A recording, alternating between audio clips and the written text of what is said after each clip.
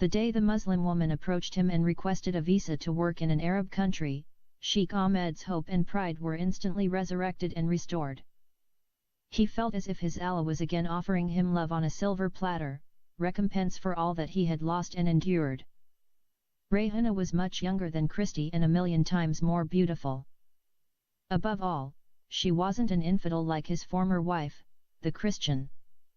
One strange thing, although the Quran condemns Christians and Jews and labels them infidels, brothers of monkeys and pigs, Muslim men are still permitted to marry their women. I think the founder of Islam created a major bungle.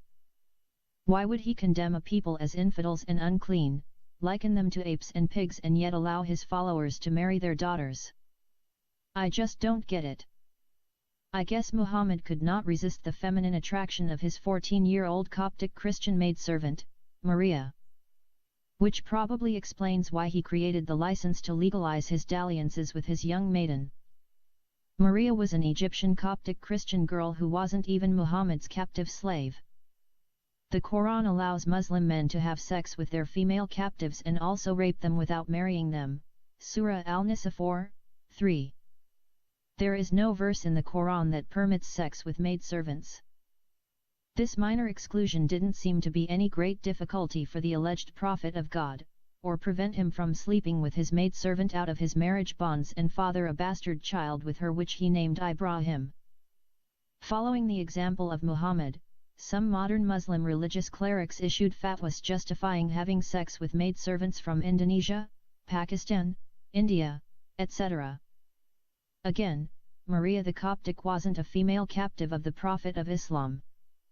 She was gifted to him and became his maidservant. She would do work for all of his 11 wives. Every day she was sent to a different house to help each one of his wives with their household chores. The narrators of the biography of Muhammad stated that one day, Maria was working in the house of the Prophet's wife, Hafsa. Then, the Prophet suddenly told Hafsa to go and see her father because he might be sick. Although Hafsa did not want to go to her father's house, the Prophet was very persistent. When she arrived at her father's house and found him well, she quickly returned to her house. I guess Hafsa knew something fishy was going on and realized the Prophet had tricked her. She arrived at her house just in time to discover what the Prophet was up to. Upon her return, Hafsa caught the Prophet having sexual intercourse with Maria in her room and on her bed. She became angry and shouted, "O Prophet of God, in my house, on my bed, and in my night." Afraid of the anger of his other wives, and especially of his most beloved Aisha, the Prophet apologized and promised Hafsa that he would never touch Maria again if she would keep the matter quiet. His words were to no avail. Hafsa was fuming and the matter reached the ears of Aisha. When his beloved Aisha confronted him, and most probably reproached him for his improper act with the maidservant, the Prophet claimed to have received a revelation from heaven that justified and legalized his action with Maria. O Prophet! Why holdest thou to be forbidden that which Allah has made lawful to thee? Thou seekest to please thy consorts, but Allah is oft forgiving, most merciful. Surah Al-Tahrim 66:1. When Aisha heard the above justification, she said to him, "Why should I see your God in a haste to satisfy your whims?" Sheikh Ahmed decided to exercise some wisdom and act cautiously, for he had learned some valuable lessons. His former mistakes cost him dearly and deprived him of the love of his life. He even remembered what the Prophet said, the Muslim believer shouldn't be bitten twice from the same hole. That means he should not allow the same snake to bite him twice. Following the example set by his Prophet, the Sheikh decided this time to play his cards well. His calculated mind reasoned that he should not rush things and not be too generous, too quick, or make great promises. This time he would take his new beloved with him to the land where women are deprived of all their rights, imprisoned in homes, and treated like children and domesticated animals. In his country, a woman would never dream of disobeying him or kicking him out of his house, or dare bring a man into the home to sleep with and have fun with. The Quran compels a man to beat a disobedient wife, Surah Al-Nisa 4:34, but here in the land of the infidels, the law prefers the rights of women and allows a wife to rule over her husband. Consequently, Sheikh Ahmed told the Sudanese interpreter to tell Rayhana Khan that because she was a good Muslim girl, who refused to sell her body for thousands of rupees, he was going to fulfill her desire and grant her wish. He was going to make preparation for her to receive free of all charges, a working visa as a maidservant, and her airfare to the Kingdom of Saudi Arabia. He also conveyed to her that she would be working in his own house, be treated with all respect, and would be paid well. He had the interpreter inform his newly beloved that he was already a married man and had 4 wives. She would be working in the house of his 4th wife. His other 3 wives already had their own maidservants from Indonesia, Egypt, and Pakistan. All 3 maidservants were good Muslim girls and well behaved. Therefore, to start work in his employ, he required from her the same obedience and good conduct, that she be in full compliance with all that was required of her, and that she continued her commitment to her religious duties. She should pray regularly, 5 times in the day, and wear the Islamic niqab 24 hours a day and 7 days a week. He told her that in Saudi Arabia a woman is not allowed to reveal her face in front of a man who is neither her husband nor her father. He quoted for her a hadith of the Prophet to support this restriction imposed upon every Muslim woman. This law is based on the hadith of the Prophet, which says, "The woman is a wara. When she goes outside the house, the devil takes charge of her." Tirmizi, Volume 2, page 65. This hadith says that whenever any woman goes out of her house she becomes possessed by the devil. Being a tool of Satan, she is extremely dangerous and detrimental to society. The welfare and benefit of society is best served as long as she stays in the home under lock and key. She must be kept imprisoned inside the home to protect the city streets and rural areas, or men might succumb to this temptation and epitome of evil. They would fall victim to the sin of adultery, pornography, and fornication. If she has to go out for any emergency, the Sharia law requires that her entire body be covered, for even her voice is considered by the Sharia to be a wara, or a vagina, and therefore she should not speak at all. According to the Sharia, the woman from head to feet is a wara. In other words, the woman as a whole, altogether, and in totality is a big vagina. There is no definition so widely used among Muslims for defining the woman than the woman is a wara. The term awara is defined in the Encyclopedia of Islam as the external genitals, especially of the female, Hacked and Newton 1996, page 5. So to put it simply, every woman is a walking talking vagina. Every part of her body is considered a vagina. This restriction is imposed on women's movements within society because the Prophet Muhammad once saw a young woman on the street and became so aroused by her that the only way to deal with his frustration and excitement was to rush quickly to his wife, Zainab bint Jahash, and get the relief he needed for his predicament. Jabir reported that Allah's Messenger, may peace be upon him, saw a woman, and so he came to his wife, Zainab, as she was tanning leather and had sexual intercourse with her. He then went to his companions and told them, "The woman advances and retires in the shape of a devil, so when one of you sees a woman, he should come to his wife, for that will repel what he feels in his heart." Sahih Muslim, Book 8, Hadith number 3240. Additionally, Rayhana Khan was warned that flouting this law could result in her being arrested, flogged, and deported back to her country. She might even be mistaken by the Saudi police for a prostitute and stoned to death. Sheikh Ahmed told Rayhana about a recent case of a Filipino woman who was caught talking to a man and arrested as a prostitute. On the following Friday she was stoned to death by the faithful after their public prayer. Even inside his house, Rayhana should not talk to any of his sons. She should keep herself at a distance from any male in his house. Sheikh Ahmed said that in his country people believed in the saying, "Keep the egg away from the stone and the female away from the male." These restrictions on women, and many other do's and don'ts, were pronounced by Sheikh Ahmed through the Sudanese interpreter while the 3 acquaintances sat by the seashore of the Arabian Sea at Bombay. Afterwards, Sheikh Ahmed requested that his newly found beloved and most treasured woman come to the office of the recruitment agency the following day so that travel preparations could be completed for her journey to the Kingdom of Saudi Arabia. This time Sheikh Ahmed decided to be out of the picture until everything was processed and his beloved ready to be sent to him in his country. He phoned the recruitment office and told them to make all necessary arrangements for his maidservant. Rayhana had no passport and had no clue what the word passport meant. From her employment with several rich families, she thought all an Indian woman would need was a visa to go to one of the rich Muslim countries in the Gulf. She believed that as soon as a visa was obtained, all she had to do was say goodbye to her family, and fly immediately to her new promised land. Being naive and unsophisticated in worldly matters, she thought the visa would allow her to board a plane and travel overseas. She did not know a person had to purchase a ticket and book a flight on an airplane. She did not know that to get a working visa in Saudi Arabia or other Gulf countries she had to pay the recruitment office 3 lakhs rupees, or 300,000 rupees. Then, her ticket and airfare would be an additional sum of 50,000 rupees.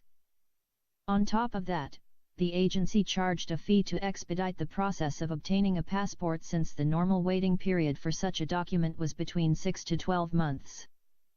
The agency office's modus operandi would be to bribe the passport officials to expedite the issuance of a new passport in only 3 weeks.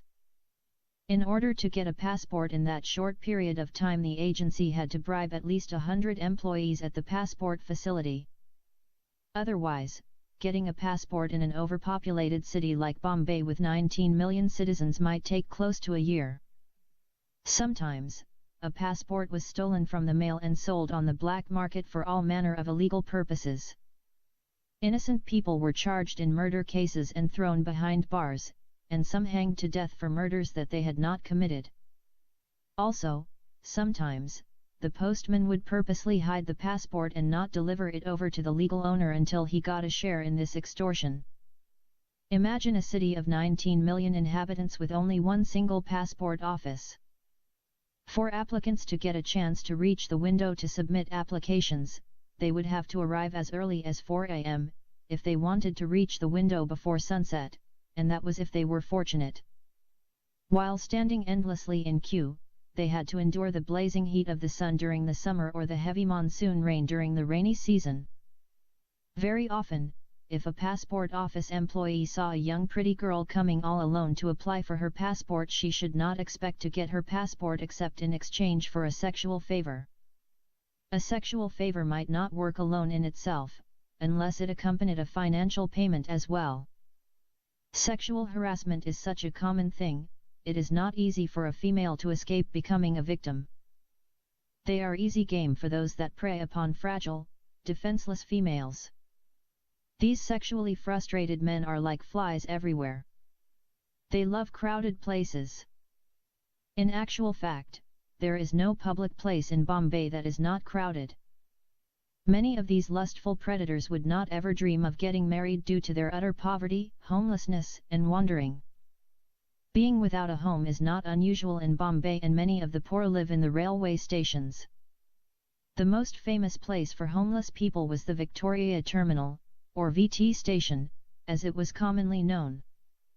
It was the largest railway station in Bombay and was named after the British Queen Victoria. Nevertheless, the Shiv Sena political party, headed by Bale Thackeray, changed its name when the party won the election. It was renamed Shivaji Terminal.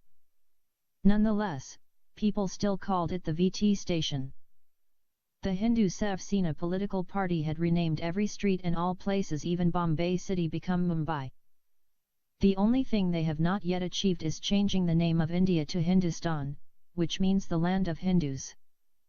Although the slum dwellings were better habitats than the railway track shacks, poor people still set up residence at the sides of the tracks. What they lived in could not be called homes by any standard.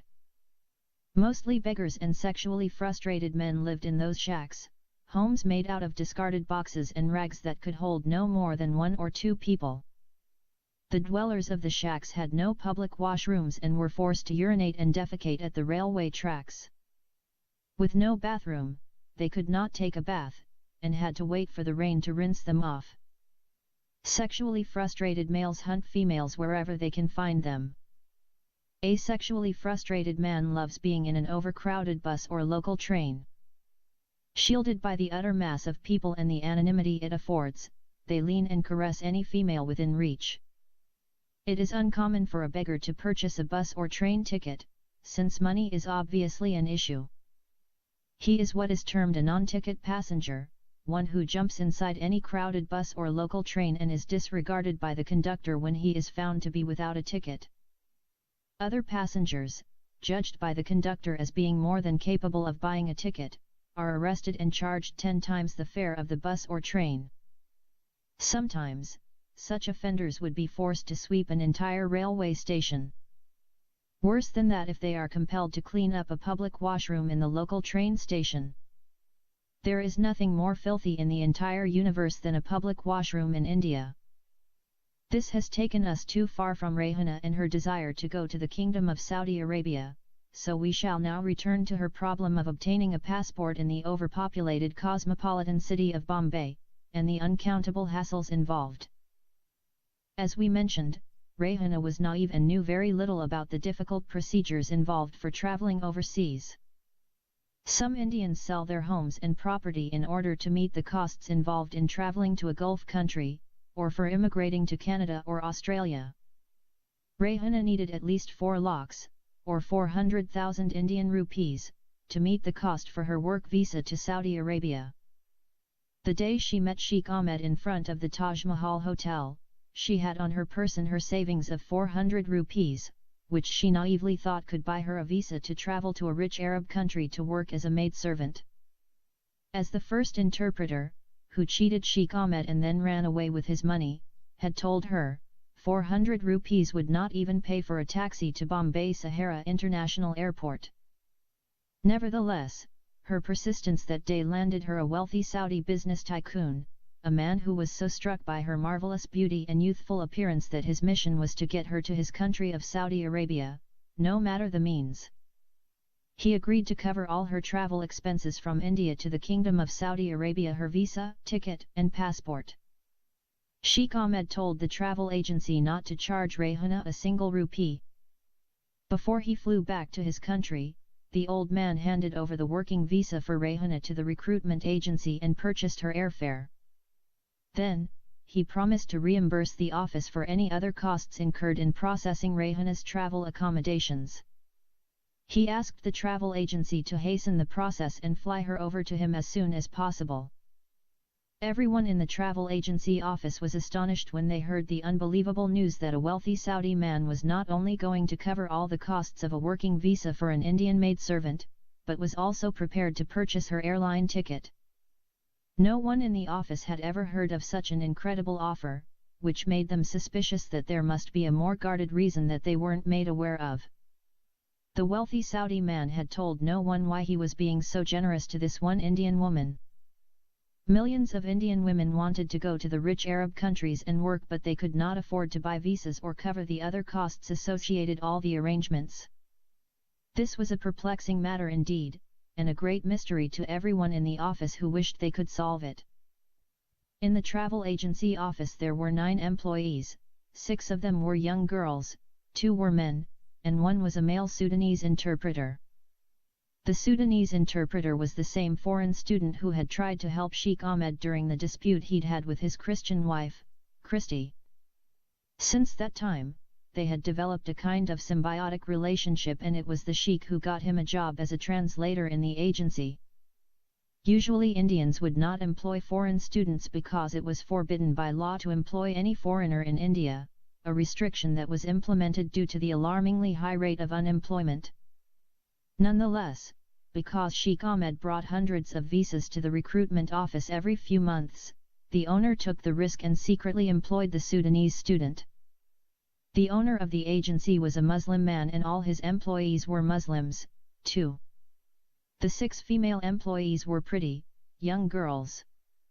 The owner of the business refused to hire young girls except on the promise that they paid him sexual favors.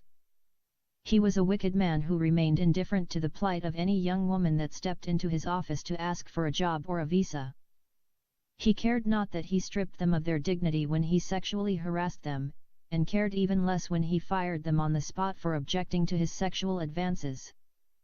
For those whose lives depended on earning a living to care for their families, they were forced to surrender to his abuse of authority in exchange for job security. I must add that, even in the Bollywood film industry, some directors will not give a beautiful, young girl a leading role in his movie unless she agrees to sleep with him first, and if she wants to continue working for him, it is required that she continues to entertain him. Unless she quickly rises to stardom, at which point she will likely discontinue the sexual relationship, she must accept that she will be at the director's beck and call, ready to service him as his sexual needs arise. That being said, employing attractive, young girls became a common feature in Bombay, a trait that seemingly drew more customers, especially Arabs. A girl or woman in India would not be able to prove she had been sexually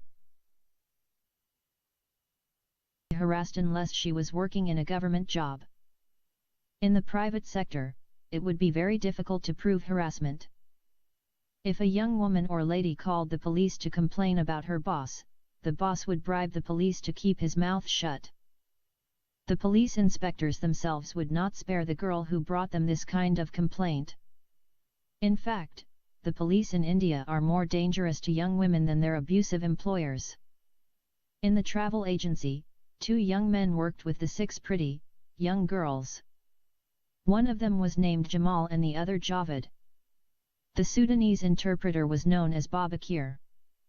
He was nicknamed by his Sudanese friends, Babakir al-Awar, because he was a one-eyed man. The owner of the business was named Muhammad. The names of the 6 female employees are not relevant at this point because they do not all play a significant role in the case of Rehana Khan.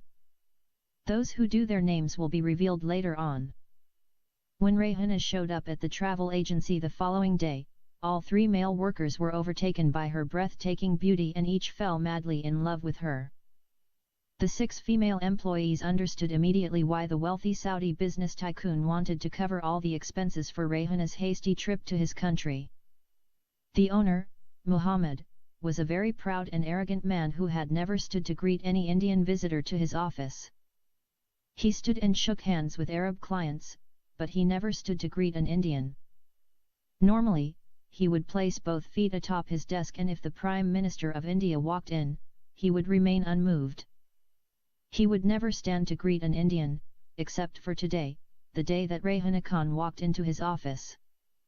She was the first Indian visitor that weakened his self-righteous, conceited attitude. She, without a word of greeting, compelled him to his feet and commanded respect. Not only did he rise from his seat and shake her hand, he offered her a chair to sit down. Rarely did he invite visitors to sit in his office. He much preferred them to stand and assume the place of an inferior. Any conversations would take place within this arrangement. It did not matter how long the transaction took, he never offered anyone a chair to sit down. None of his 9 employees had ever occupied a seat in his office. His office door was always closed, and whenever an employee wanted him to sign any papers, they had to phone him and ask for permission to enter his office. When permission was granted, the employee had to knock on the door to his office and wait for him to invite them in. Then, he or she had to walk in, close the door behind them, and sometimes, the employee might find him talking on the phone. In that case, he or she had to remain standing and be quiet until Mr. Muhammad finished his phone conversion. He had 2 phones on his wide desk and 1 cell phone. Very often, if he were talking on one phone, another call would come in on the other phone. He would put the first call on hold and switch to the second phone, and then the cell phone would start ringing and he would switch to the cell phone. In that way, the employee could remain standing for hours. Today was different. Rehana Khan took a seat in his office and sat down. Only then did he return to his own seat. He was not a man known to be generous with his smiles, but he smiled gleefully at Rehana. Mr. Muhammad Khan was a married man and in his late 50s. He had a wife and 5 children. Yet he slept with hundreds of other women and girls outside his marriage. Outwardly, he appeared to be a very religious man, but inside he was a very wicked and corrupt man. He had a very long beard and sometimes he carried an Islamic rosary in his hand. He always kept a big copy of the Quran in his table. His outward religiousness easily fooled his Arab clients but not his employees or close friends and family. Everyone around him knew that he was a notorious womanizer and pedophile. He was also associated with several Muslim gangs in Bombay. In India, every businessman needed some kind of protection from the outlawed gangsters known as the Gondas. It was very common in Bombay for the Gondas to send anonymous letters to rich people and demand ransom money. If no money was handed over, they would shoot them, or kidnap one of their children, or sometimes their wives. If you lived in India, every now and then you would read an article in the Times of India, or other local newspapers, that so-and-so had been shot and killed in front of his office or his home because he refused to pay the ransom money.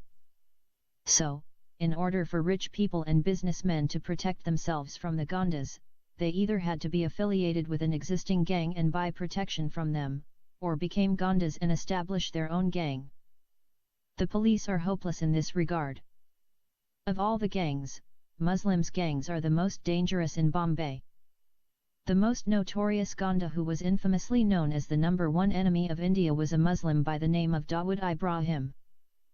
He controlled almost all the gangs and drug activities in Bombay and no one challenged his turf. He did not live in India but directed his operations from his safe haven in Dubai, where he practically ruled the entire city of Bombay. The Bombay Crime Branch of CID had repeatedly tried, without success, to have him arrested and deported to India but the police of Dubai refused to do so. The government of Dubai said that as long as Dawood Ibrahim wasn't involved in any criminal activity in their country he would not be arrested or made to leave the country. Being a Gonda and a notorious womanizer, Muhammad was awestruck by Rayhana's extreme beauty. He concluded Sheikh Ahmed had already slept with Rayhana and that was why he had promised to provide her with a free visa, airfare and to cover all the costs of her travel. Muhammad did not believe in a free lunch and no young woman had ever stepped in his office alone without him trying his luck. As a matter of habit, he slid into character and asked Rayhana, "How come the old man has given you everything for free?" He had expected 2 responses from her. She would either be straightforward and tell the truth or smile demurely and refuse to answer. Rayhana did not respond as he expected. She narrated to him what had happened between her and the Saudi man. Muhammad did not believe a word she said and told her straight to her face, "Why are you hiding the truth from me? Is it because you are a married Muslim woman and you do not want to admit that you have slept with a man that isn't your husband?" Muhammad had already come to know through his employee, the Sudanese boy, that Rayhana was a married woman. After her conversation with her benefactor, the Sudanese boy invited Rayhana to travel with him in a taxi to the local train station. He told her that he lived in a hostel just behind Churchgate Station, the station she was going to, and he met her there the following day to escort her to the travel office where he worked. He also became interested in Rayhana from the moment he saw her from her initial meeting with the Saudi. During that short period the Sudanese boy asked Rayhana 100 of questions and came to know many things about her. Rayhana told Muhammad simply that she had never slept with a man except her husband and she would never sleep with any man in the future who wasn't her husband. Rayhana spoke the truth in this regard. Although she was sexually harassed by her male employers, she never allowed anyone to have sex with her. Something about the way she spoke convinced Muhammad that she was not lying. He was such a shrewd person that no one could pull a fast one on him. He knew all the tricks of the trade, and deeply understood the intricacies of deception because he was a very accomplished deceiver himself. He was like a police officer in the West who would keep staring directly into your eyes while you were speaking and would know immediately whether you are lying or speaking the truth. Sometimes, just by reading a person's body language and the inflection in their voices, the officer would know what the person was going to say even before they said it. Although Muhammad understood that Rayhana had not slept with the old Saudi guy, he could easily guess why the old man wanted her to come and work in his house in Saudi Arabia. Therefore, he felt his second duty as a Muslim man was to warn his sister in faith of the great risk involved for a beautiful young lady to travel all alone at such a young age, to a male-dominated society, to work in the home of a rich old man. Rayhana thanked him for his advice and told him that she could take care of herself. The third question that he felt it was his duty to ask, since he knew she was a married woman: how come your Muslim husband agreed to allow you to travel all alone to a foreign country? He knew that a Muslim man would not usually allow his young wife to go overseas by herself, because Islam did not allow a woman to travel without her husband, or a male mahram. Mahram was any close male relative a woman could not marry, such as her father, brother, or an adult son. If the woman was married, then she was allowed to travel with her husband. He even quoted her the hadith of the Prophet Muhammad, which said, "A woman does not travel except with a mahram," Sahih al-Bukhari and Sahih Muslim. Rayhana had never been to school and she knew very little about her Islamic faith. She told Muhammad that her husband had recently passed away and that she had become the only breadwinner to her big family. She had to take care of her 6 children, her elderly parents and also her late husband's aging parents. Muhammad was shocked when he learned that such a young and pretty woman had already given birth to 6 children. He asked whether she had informed her sponsor that she was a widow and had 6 children. When she said she had not, he asked her what she was going to do with her children, since